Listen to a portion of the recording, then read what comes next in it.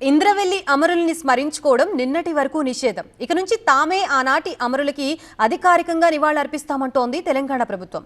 ఆదిలాబాద్ జిల్లాలో అమరులకి నివాళులర్పించిన మంత్రి సీతక్క ఆయా కుటుంబాల్ని ప్రభుత్వం ఆదుకుంటుందని భరోసా ఇచ్చారు.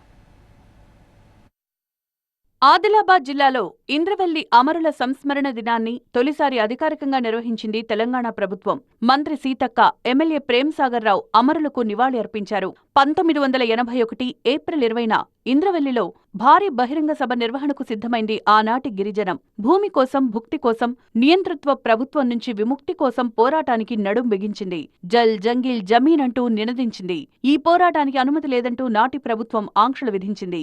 అవేమీ లెక్క చేయకుండా తుపాకీ తూటాలను సైతం ఎదుర్కొనేందుకు ఆదివాసీ జనం పోరు తలపెట్టారు. ఈ క్రమంలో జరిగిన పోలీసుల కాల్పుల్లో 100కు పైగా ఆదివాసీలు ప్రాణాలు కోల్పోయినట్లు చెప్తుంటారు. కాల్పుల్లో అమరులైన ఆదివాసీల త్యాగాలను గుర్తు చేసుకుంటూ ఏటా ఏప్రిల్ 20న ఇంద్రవెల్లి మండలం హీరాపూర్లో ఆదివాసీలు సంస్మరణ దినోత్సవం నిర్వహిస్తూ ఉంటారు. దీనిపై అప్పట్నుంచి నిషేధం కొనసాగుతోంది.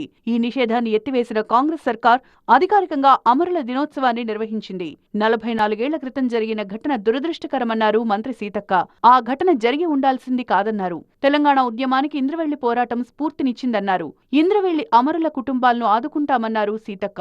తొందరలోనే ఐపీడీఏ పిఓ ఆధ్వర్యంలో ఒక కమిటీ వేసి మరి అమరవీరులు ఆ రోజు జరిగినటువంటి సంఘటనలో ఇంకెవరెవరు చనిపోయినారు అటువంటి వివరాలను కూడా ఖచ్చితంగా బయటకు తీద్దాం, వారికి కూడా న్యాయం చేస్తామని తెలియజేస్తూ ప్రభుత్వ సాయంతో పాటు సొంతంగా రఘుపతిరావు ట్రస్ట్ ద్వారా అమరుల కుటుంబాలకు సాయం అందిస్తామన్నారు ఎమ్మెల్యే ప్రేమ్సాగర్ రావు. ఇంద్రవెల్లిలో ప్రతి అమరుడి కుటుంబానికి 20,000 సాయం అందిస్తామంటూ ప్రేమ్సాగర్ రావు ప్రకటించారు.